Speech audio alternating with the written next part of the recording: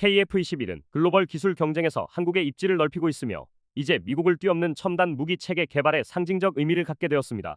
한국은 생산 기간을 크게 단축해 사업 현실화와 시장 진입 가능성을 높였고 국내외 방산 시장에서 한국 무기의 경쟁력을 강력히 보여주고 있습니다.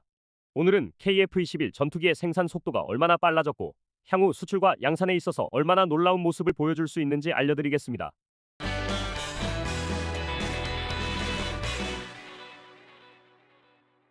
한국항공우주산업 카이가 최근 공개한 KF-21 보람의 전투기 양산 현황이 방산 업계를 크게 뒤흔들고 있습니다.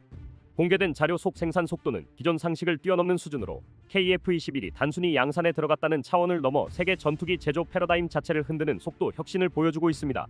내부 분석에 따르면 현재 KF-21의 양산 속도는 하루 평균 1.7기에 달하며 이를 연 365일로 환산하면 약 620기 규모의 생산 능력에 해당합니다. 실제로 연중무휴로 생산을 가동하는 것은 아니지만 이 숫자가 의미하는 것은 분명합니다. 한국의 생산 공정 자체가 이미 세계 상위권을 넘어 거의 독자적인 고속 양산 체계에 도달했다는 확실한 신호라는 점입니다. 더욱 놀라운 대목은 양산 라인의 가동 시점입니다.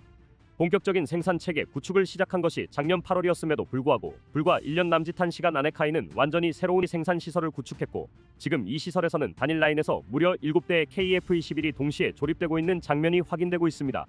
이미 조립 공정의 70% 이상이 완료된 상태라는 점에서 업계는 거의 충격에 가까운 반응을 보이고 있습니다. 세계 최강의 전투기 제조사로 꼽히는 미국 로키드 마틴조차 F-35를 개발한 지 13년이 지난 지금도 연간 약 130대 수준을 생산하는 데 그치고 있다는 점을 고려하면 한국이 보여주고 있는 양산 속도는 이미 경쟁이 아니라 추월 단계에 들어섰다는 평가를 받기에 충분합니다. KF-21이 이토록 빠르게 생산되고 있음에도 대당 가격이 1억 달러 이하로 책정되었다는 점은 더욱 큰 의미를 갖습니다. 고성능 A사 레이더와 스텔스 지향 설계, 동급 대비 뛰어난 공대공 공대지 능력을 갖춘 전투기가 이 정도 가격대를 유지한다는 사실은 해외 시장에서 매우 강력한 매력 요소로 작용하고 있습니다. 실제로 중동, 동남아시아, 유럽 일부 국가들까지 KF-21을 은밀하게 주시하며 도입 타당성을 검토하는 배경에는 바로 이런 성능 대비 경제성 구조가 자리 잡고 있습니다. 이런 속도 혁신은 단순히 노력과 인력 투입으로 이루어진 게 아닙니다. 카이는 KF-21을 기존 FA-50 생산동에서 만드는 것이 아니라 아예 출발 단계부터 KF-21 전용 생산 시설을 설계해 새로 구축했습니다. 축구장 여러 개를 합친 크기의 이 거대한 건물 전체에는 군사 시설에 준하는 강화된 보안 체계가 적용되어 내부 출입은 임직원이라도 허가받은 인원만 가능하고 해외 고위 관계자들도 별도의 보안 심사를 거쳐야만 내부에 들어갈 수 있습니다. 촬영은 원천적으로 금지되어 있고 외부로 공개되는 사진은 모두 카이 보안 검증을 통과해야 합니다. 이 때문에 작년 하반기부터 양산형 조립이 진행되고 있었음에도 얼마나 진척되었는지 외부에서는 사실상 알 수 없었고 최근 공개된 자료를 통해서야 이 정도 속도로 진척되고 있었다는 사실이 드러난 것입니다. 반면 지금까지 제작된 시제기 6대는 양산형과는 완전히 다른 방식으로 만들어졌습니다. 규격화가 끝나지 않은 초기 단계 모델이었기 때문에 조립 과정에서 많은 부분이 수작업에 가깝게 진행되었습니다. 특정 부품은 규격이 완전히 통일되지 않아 현장에서 직접 조정하거나 엔지니어가 금속을 깎아 맞추는 방식의 공정이 필요했고 시험 목적에 따라 기체별로 장착되는 센서와 계측 장비도 조금씩 달라졌습니다. 때문에 시제기 단계는 제작에 가까운 성격을 가졌고 지금의 양산형은 표준화된 대량 생산 체계로 완전히 전환되었다는 점에서 생산 속도의 차이가 극적으로 나타난 것입니다. 방위사업청은 이미 카이와 KF-21 양산 1차 물량 20대에 대한 계약을 체결했으며 공식 인도 시점을 2026년 말로 설정해둔 상태입니다. 그러나 업계에서는 현재의 생산 템포라면 인도가 앞당겨질 가능성도 충분히 제기되고 있습니다. 특히 이번에 단일 라인에서 7대가 동시에 조립 가능하다는 사실이 확인되면서 향후 수출 물량이 늘어날 경우 생산 라인을 하나만 더 증설해도 월 3-4대, 연 40세대 이상의 양산 능력을 확보하는 것이 가능하다는 분석도 나오고 있습니다. KF-21의 생산 혁신이 더욱 빛나는 이유는 애초에 전투기 양산이라는 영역 자체가 소수 군사강국만 다룰 수 있는 국가 단위의 정점 기술이기 때문입니다. 전투기는 선체 구조물부터 항전 장비, 스텔스 설계, 고강도 합금, 항공전자, 임무 컴퓨터, 엔진 통합까지 모든 분야가 극한의 정밀도를 요구하기 때문에 일반 국가들은 개발은 고사하고 양산 단계에 진입조차 하지 못합니다. 실제로 전 세계에서 전투기를 꾸준히 대량 생산하는 국가는 미국을 중심으로 한 몇몇 강대국뿐이며 그마저도 생산 속도는 결코 빠르지 않습니다. 대표적인 사례가 미국의 F-35입니다. 2011년 양산에 착수한 이후 최근에서야 미 공군의 500번째 기체를 넘겼는데 13년간 평균 생산량이 연간 40대에도 미치지 못하는 셈입니다. 우크라이나 전쟁 이후 동맹국들이 앞다투어 F-35 주문량을 늘렸지만 지금도 현실적으로 연간 130대 수준을 겨우 맞추고 있습니다. 첨단 전투기라는 명성에 비해 생산 공정은 여전히 고질적인 병목을 안고 있는 셈입니다. 유럽 상황은 더 답답합니다. 최근 수출 주문이 크게 늘어난 라팔 전투기조차 월 최대 생산량이 3대 남짓에 불과하며 프랑스 정부는 이를 4대로 늘리기 위해 생산 인력 확대까지 검토하는 상황입니다. 그마저도 생산 체계가 분산돼 있어 속도 향상은 쉽지 않습니다. 타이푼의 경우에는 연간 생산량 자체를 명확히 공개하지 않을 정도로 제한적 생산에 머물러 있습니다. 유럽이 원하는 만큼 생산 능력이 따라가지 못하는 대표적인 사례죠. 전투기 생산이 이렇게 느린 이유는 기체 구조와 항전 장비가 지나치게 복잡한 데다 좁은 동체 내부에서 수천 가닥의 전선을 연결하고 수백 개의 장비를 밀리미터 단위로 배치해야 하는 특성 때문입니다. 아무리 자동화를 도입해도 최종 조립 과정은 여전히 사람의 손길이 필요한 고난도 작업입니다. 하지만 날개와 동체 외곽처럼 넓은 면적의 금속을 정밀하게 가공하거나 대형 부품을 결합하는 공정은 로봇을 적극 투입할 수 있습니다. 대표적으로 전투기 동체에 수백만 개 가까이 들어가는 리벳을 가공 체결하기 위한 자동화 장비가 있습니다. 고강도 합금 판재를 겹쳐놓고 리벳 구멍을 동일한 위치에 정확히 뚫어주는 로봇, 그리고 그 리벳을 압력으로 밀어넣어 고정시키는 자동 체결 시스템이 대표적입니다. 용접은 열 변형으로 인해 구조 강도가 떨어지기 때문에 동체 대부분이 리벳 방식으로만 제작되는데 이 부분에서 자동화된 로봇이 생산 속도와 정밀도를 동시에 끌어올리고 있습니다. 그런데 바로 이 자동화 분야에서 한국의 카이가 탁월한 강점을 발휘하고 있습니다. FA50 생산 시절부터 공정 자동화 기술을 꾸준히 축적해왔으며 검사 장비와 공정 제어 시스템을 자체적으로 개발해온 것이 KF-21에서 폭발적으로 드러난 것입니다. KF-21 양산에는 기존 전투기 제조사들이 사용하던 고가의 외산 장비를 그대로 들여오는 방식이 아니라 카이가 직접 설계하고 제작한 자동화 로봇과 측정 장비가 새롭게 투입되었습니다. 사람의 손으로 며칠씩 걸리던 공정을 로봇이 몇 시간 만에 처리할 수 있게 되면서 생산 속도가 급격하게 상승한 것이죠. 가격 경쟁력도 놀라운 수준입니다. F-35는 양산 초기 가격이 대당 약 3억 달러에 육박했습니다.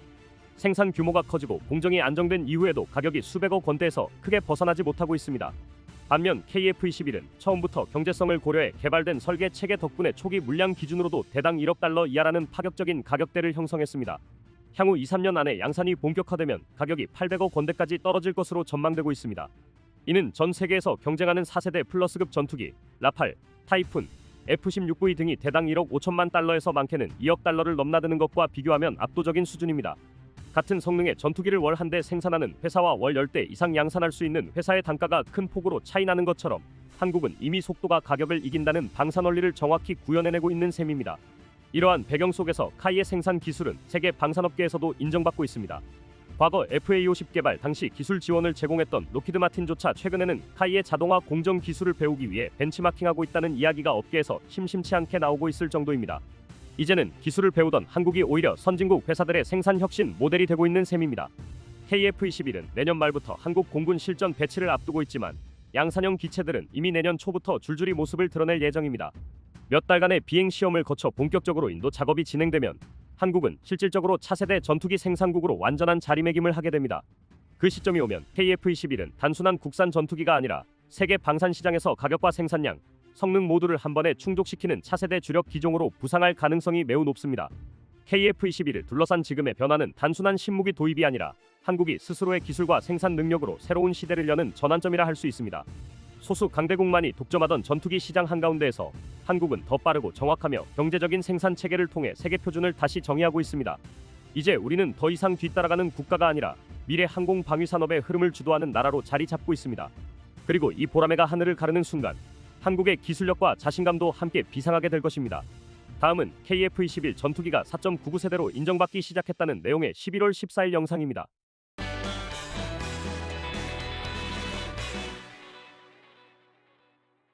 손성락 공군총장은 지난 5일 경남 사천기지에서 직접 한국형 전투기에 탑승해 화제되었는데요. 당시 한국산 전투기를 4세대보다 5세대에 가까운 명품 전투기라 평가하며 화제를 모았습니다. 오늘은 손 총장과 미국의 반응을 모두 모아 한국산 전투기가 얼마나 발전했는지 알려드리겠습니다. 2025년 11월 5일 경남 사천의 하늘이 뜨겁게 달아올랐습니다. 대한민국 공군의 수장 손성락 공군참모총장이 직접 KF-21 보람의 전투기의 조종석에 올랐기 때문입니다. 그날 아침 그는 시험비행 조종사 강주훈 소령과 함께 활주로에 섰습니다. 비행 전 총장은 항전 장비와 비행 제어 시스템, 엔진 개통 등 항공기의 모든 구성 요소를 세밀히 점검하며 개발진들과 기술적 질의를 이어갔습니다. 이어 오전 10시 37분 두 사람을 태운 보람에는 힘찬 굉음을 내지르며 활주로를 박차고 올랐습니다. 이날 비행은 약 1시간 동안 진행됐습니다. 손 총장은 상승, 급선회, 고속비행 등 각종 고난도 기동을 직접 수행하며 KF-21의 비행 안정성과 엔진 반응성을 몸소 체감했습니다. 특히 국산 기술로 개발된 능동위 상배열 레이더의 탐지 능력을 직접 시험해보며 최대 탐지거리와 신호 처리 속도가 기대 이상이라는 평가를 내렸습니다. 또 KF-21에 탑재된 가상훈련 체계를 활용해 중거리 공대공 미사일 미티어와 단거리 공대공 미사일 AIM-2000을 가상 운용, 적기를 격추하는 시뮬레이션을 실시간으로 진행했습니다. 이는 단순한 조종이 아니라 실제 공중전 환경에서의 전투 데이터까지 직접 검증한 고난도 실험이었습니다. 손성락 총장은 착륙 직후 기자단 앞에서 솔직한 소감을 전했습니다. 직접 비행을 해보니 상상 이상이었습니다. 지금까지 제가 경험했던 어느 4세대 전투기보다 기동성과 반응성이 탁월했습니다. 두 엔진이 만들어내는 폭발적인 가속력, 매끄러운 제어감, 그리고 항공전자 장비의 정밀함은 그야말로 감동적이었습니다. 이 전투기는 4세대의 발전형이 아니라 5세대에 근접한 명품 전투기라 자신 있게 말씀드릴 수 있습니다.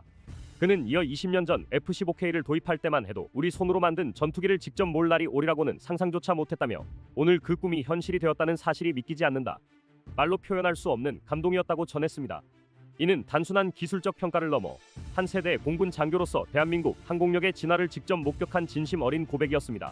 손성락 총장은 약 3,000시간 비행 경력을 지닌 베테랑 조종사로 F4 팬텀과 F-15K, F-35A까지 조종해본 실전형 조종사입니다. 그는 블랙이글스 팀장과 전력화 책임자, 비행대장 등을 역임하며 대한민국 공군의 과거와 현재 그리고 미래를 모두 경험한 상징적 인물입니다. 그런 그가 5세대 근접한 명품 전투기라 평한 것은 기술적 성숙도뿐 아니라 조종사 입장에서의 완벽한 신뢰를 의미합니다. 공군 관계자는 참모 총장이 직접 탑승해 기동성과 항공전자장비 성능을 검증한 것은 공군의 기술력에 대한 자신감의 표현이자 해외의 한국산 전투기의 우수성을 알리기 위한 전략적 행보라고 설명했습니다. 실제로 이 장면은 단순한 시험 비행이 아니라 전 세계를 향한 대한민국 항공산업의 품질 보증서 역할을 했습니다. KF-21은 2022년 첫 비행 이후 3년 만에 개발 시험 단계를 넘어 양산 체제에 진입했습니다. 현재는 블록 1 단계에서 공대공 무장 운용 능력을 확보했으며 향후 블록 2에서는 공대지 공대함 타격 능력까지 갖출 예정입니다. 2026년 말 첫 실전 배치를 앞두고 있는 KF-21은 완성 시점에 미국, 러시아, 유럽에 이어 세계 8번째 초음속 전투기 독자 개발국이라는 기록을 대한민국에 안겨줄 것입니다. 이날 손 총장의 행보는 단순히 한 조종사의 비행을 넘어 수천 명의 연구진과 엔지니어들이 쏟아온 열정에 대한 경의의 표시이기도 했습니다. 그가 조종석에서 느낀 감동이라는 한 단어는 지난 20년간 불가능에 도전해온 한국 항공산업의 결실을 상징적으로 표현한 말이었습니다. 한편 손성락 총장은 최근 국회 국정감사에서도 미래 공군의 청사진을 제시했습니다. 그는 AI 기반 유무인 복합전투 체계를 단계적으로 구축하고 우주 전력과 전문 인력을 확보해 AI 파일럿 시대를 열겠다며 KF-21 보람의 안정적인 전력화를 통해 대한민국 항공력의 수준을 한 단계 끌어올리겠다고 밝혔습니다. 이어 공군은 굳건한 한미동맹을 기반으로 연합훈련과 삼축 체계 능력을 강화하고 어떤 도발에도 흔들리지 않는 공군력을 구축하겠다고 덧붙였습니다. 한국 공군 수장이 직접 검증한 그 순간 이후 미국권 군사 매체와 분석가들의 시선이 KF-21 보라매로 더 또렷하게 모였습니다.